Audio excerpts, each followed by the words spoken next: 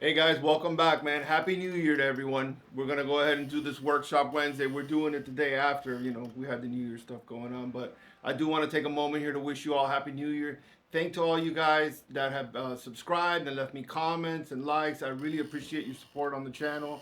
Again, this is just a hobby that I do, but there's no business interest in this whole thing. This is just me trying to share some knowledge with you guys, and hopefully you get to enjoy the guitar and enjoy Tool music and get to learn how to play Adam Jones style guitar playing. So really that's what this is all about, man. So thank you for all your support. Happy New Year, and let's get into this workshop Wednesday, man. Today we're going to talk again a little bit more about fretboard mapping, but really we're going to talk about octaves and the formula that we're going to use to find different octaves on the fretboard. This is also combined with the concept of fretboard mapping, because by using this concept, you'll be able to find any note that you want anywhere on the fretboard. So you can play a lot of the solos and a lot of the melodies that Adam Jones likes to play. If you notice, he plays it first in one octave, then he'll typically switch it and he'll just play it in a higher or lower octave of the same melody, right? So if you know what you're looking for, this is an easy formula you could use to find different octaves and different notes on the fretboard, right? So let's start with real quick. This is just an example, right? Let's start with the melody from the Patient, right? At the end of the Patient, the one that goes,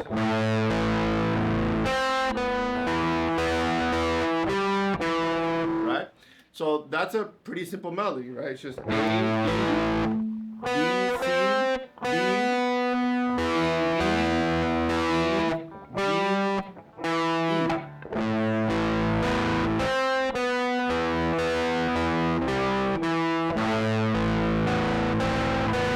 Now, knowing that these are the notes, that means that I can transpose this anywhere I want on the fretboard and get the exact same melody in different octaves if I want. I can play it in this same exact octave if I play it down here.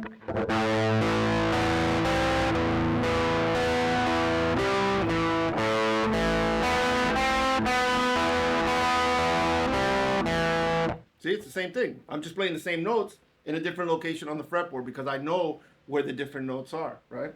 Now, then the next thing he does after he comes out of this is he plays this exact same melody at the next higher octave, which, remember, the next higher octave of any note that you're hearing is always going to be 12 frets away from where you're starting.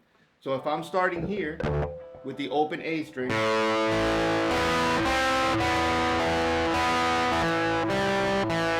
well, then if I slide this whole thing up 12 frets up and I do the math, I end up here on the 14th fret, right? Because here I'm on the second, so plus 12 is 14. Now all I need to do is follow the same pattern. Then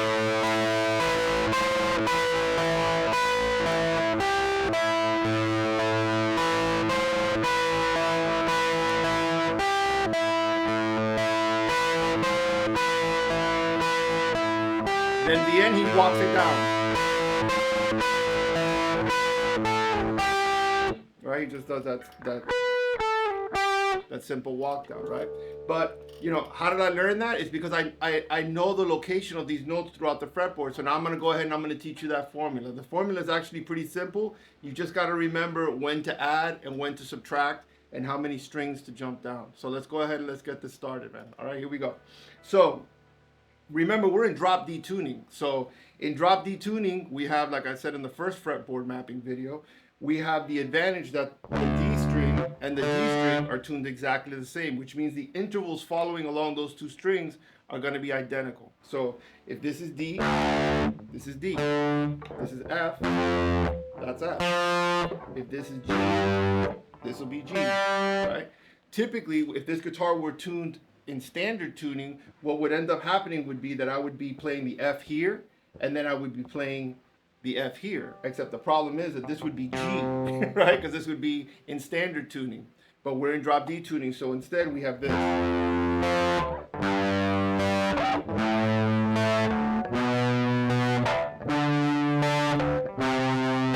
Okay, so we have that concept down, right? So we've already found the first octave. So then the next thing you want to do is, now we're going to move down to the 5th string. So we started on the 6th string, now we're going to move down to the 5th string. Here's where the formula changes.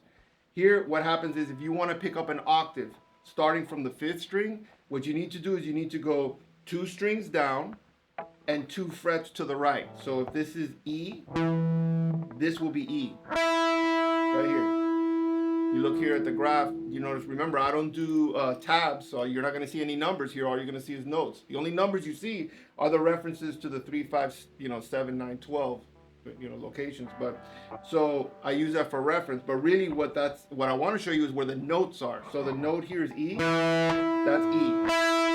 D.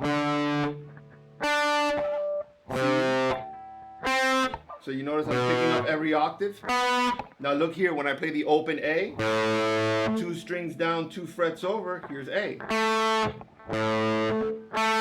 All right, so we got that formula down, right? So from the 5th string, if you want to find the next octave, it's 2 strings down and 2 strings to the right. I'm sorry, and 2 strings down and 2 frets to the right. Right, so here we are again. Here's A, C, D. All right, so that's the first formula. So from the 1st string, you go 2 strings down, 2 frets to the right. All right. From the 4th string, though, remember, once we go 2 strings down, we're going to end up on the B string, which means, remember, we have that relationship between the B and the G string where everything needs to shift up 1 fret because it actually has gone down 1, right? Because remember, when we tune the guitar, we do to the 4th fret here to get the B, where typically we're doing this. Right here we have to do this. Well, that means then we need to go up 1 more fret to get the same note. So if we're playing the G string here, and we want the G octave, instead of going 2 strings down and 2 frets over, which would put us right here, see how it's flat? We got to go 1 more fret.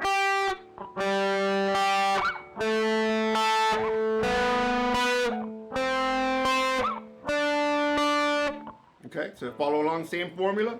So here, when we're in drop D tuning, when we're on the 6th string, we don't have to go 2 frets up because we're already here in drop D tuning. From the 5th string, 2 strings down, 2 frets over. From the 4th string, 2 strings down, 3 frets over. Same thing happens when we move down to the 3rd string. We still have to move over because the relationship between the G and the B is still happening. So here's C, here's C. All right, so that's the plus formula. So when we're going up, we want to go from the 5th string down, 2 strings down, 2 frets over. From here down, everything's going to be 2 strings down, 3 frets over. Okay?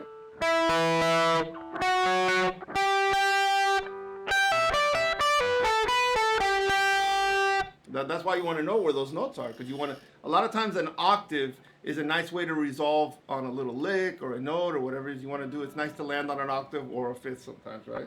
So, okay? So now we've done the plus side of it. Well, there's also a minus side to this formula, which means if instead of moving to the right on the fretboard, we want to move to the left, well then there's the same thing. We're going to go a couple of strings down, but then we need to go minus in a certain direction. So this doesn't apply to the 6th here, right? This is going to be universal throughout the whole thing in drop D tuning.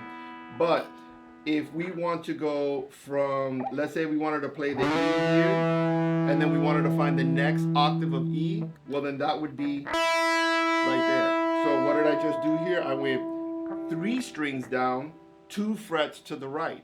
I'm sorry, 2 frets to the left. Do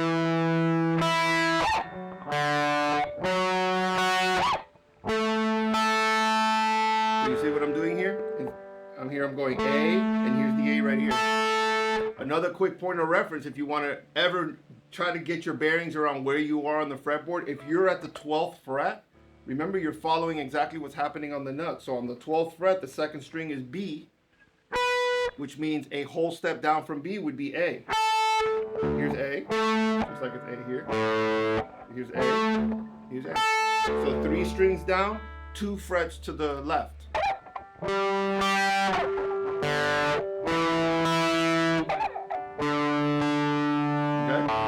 Now, there's also, you can go, this one's a little bit of a stretch, but it's a quick way so you know where you are on the fretboard, right? So let's say I wanted to pick up the E here, and I want to pick up that same octave of E, but on the lower string. Well, then I'm gonna have to go 6 frets down. So I'm gonna go. There's E. 1, 2, 3, 4. I'm sorry. Well, 5.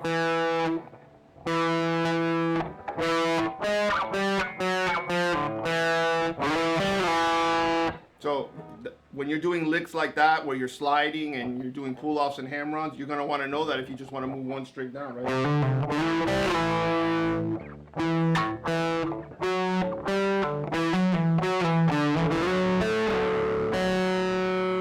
Right. So here we are. So we're gonna go. If you want to go from string to string, you gotta go 5 frets down. So it's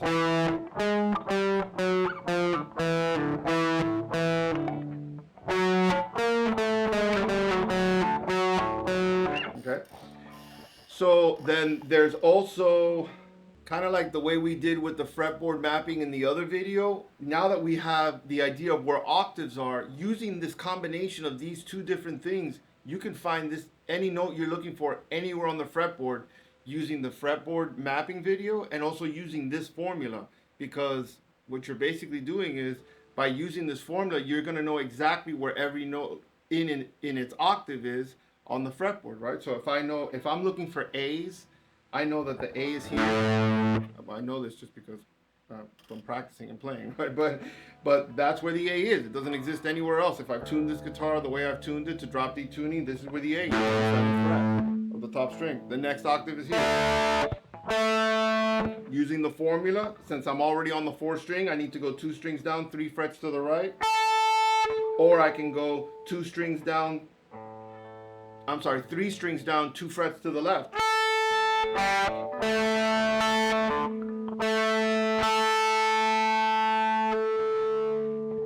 Here's an A here. 3 strings down, 2 frets to the left. Or 2 strings down, 2 frets to the right. So I can apply that anywhere. Let's do it with G. Here's G. 3 strings down, 3 frets to the right. 3 strings down, 2 frets to the left. So that's it. I've just located these G's right here. If I wanted to then, let's use this idea of the melody thing happening in 2 different octaves so you could see it happening in real time with music, right? So in the Eulogy Solo, right?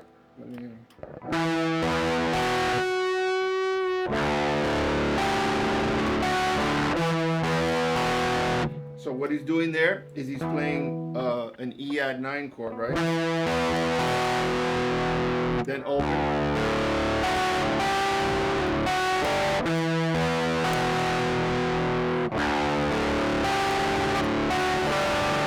Then now he's going to slide it down here and do the exact same thing, but at the lower octave. So he's subtracting 12. If I'm on the 14th here, that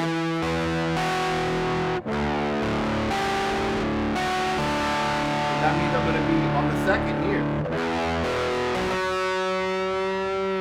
Then open.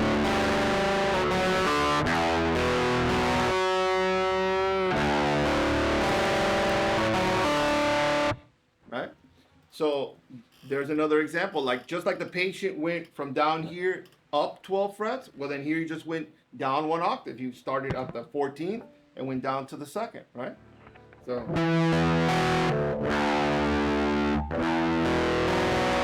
right, so we got that. Then he also does this on chords, right? So there's the chord progression that is happening in Ticks and Leeches, the one that goes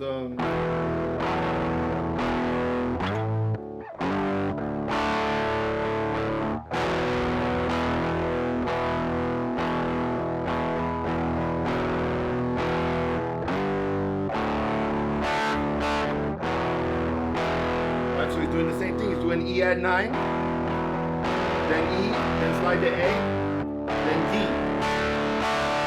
Then it gets quiet, right? Then when it comes back with that burst, it's happening right here.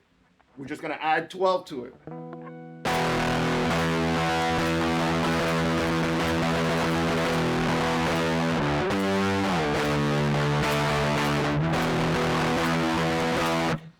So it's the same concept, right? So that concept of adding 12 to get to the next higher octave when you're up here,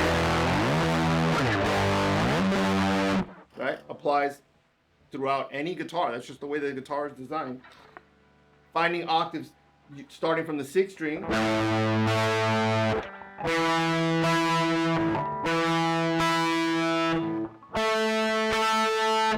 applies the exact same way. So let's go over the formula one more time. We're on the 6th, you go 2 strings down, same fret. Starting from the 5th, 2 strings down, 2 frets to the right.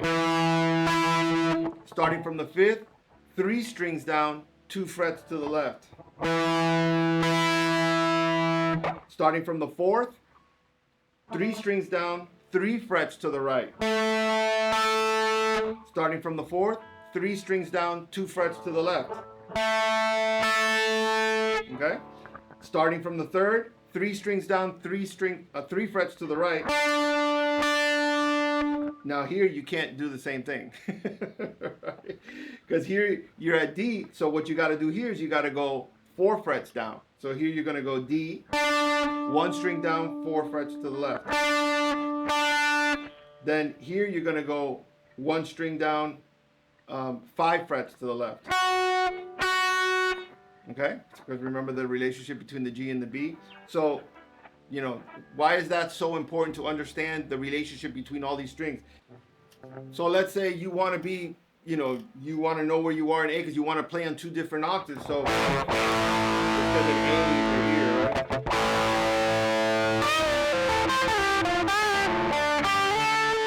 So I know the A is there, and I know this A is here because I know the formula, right?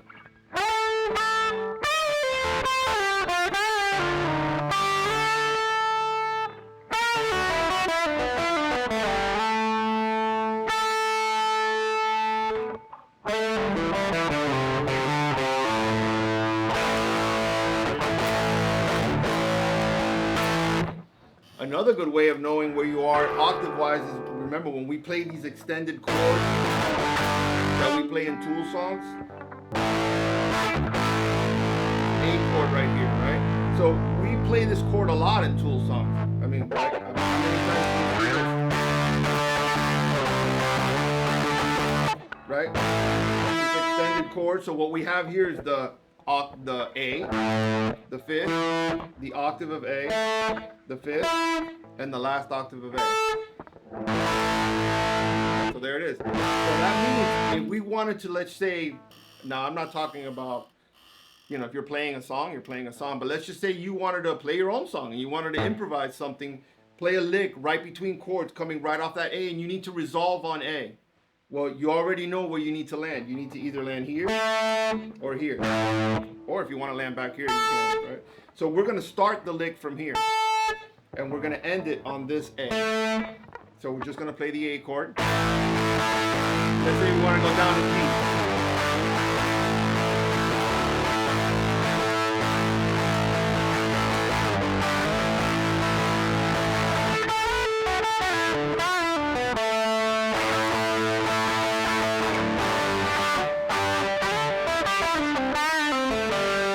See, I already know where I'm landing because I know where I'm starting.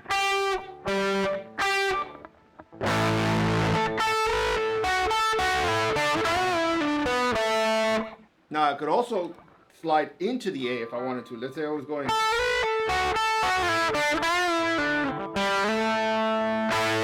I just know that where I want to land is on the A because I put that A in my ear already.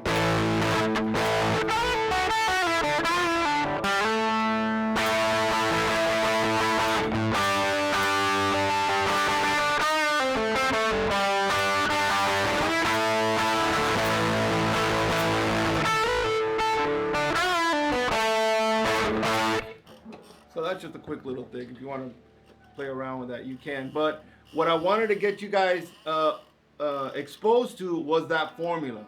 Was the 2 strings down, same fret, starting on the 6th, 2 strings down, 2 frets over, on the 5th, 2 strings down, 3 frets over, starting from the 4th, 2 strings down, 3 frets over, starting from the 3rd. Then to the left, it's same thing. Here we're going 3 strings down, 2 frets to the left. Same thing here, 3 frets down, 2 frets to the left. And those formulas right there will expose you to almost the entire fretboard. You could sit there and map, and you can drill and workshop if you want to, because that's really the only way you're going to get really good at this. And it's not really so much about being the best at it or being faster than the other guy or whatever. We're not talking about that. We're just trying to make small improvements day to day, over and over, to make yourself a better player, right? Like, I don't consider myself to be the best guitar player or the best guy that plays whatever, but I can tell you this, I'm a lot better than I was when I started. When I started like many people start, you know, where you're just learning, you know, simple little steps, little scales, and then through time and practice and drilling and time, there's no replacement for time sitting with the instrument and practicing. Through just sitting down and drilling is the only way that you get better. And really, it's not so much about getting so much better, but you're actually getting more comfortable. And when you're more comfortable with the instrument, it allows you to explore and start improvising and doing different things. Well, I hope you learned something here today. On Workshop Wednesday, we did octaves and we did a little bit more fretboard mapping. Go ahead and give yourself some time set aside. Give yourself 5 or 10 minutes during your practice sessions to go over these things. This is the way you get familiar with the fretboard. And again, the more that you practice and the more you do these drills, the more comfortable you'll become with the instrument, the more you enjoy playing it, man. So I really hope you got something out of this lesson. If you did, please hit subscribe, hit like, leave me a comment, and most importantly, thanks for watching. Keep coming back, man. Happy New Year.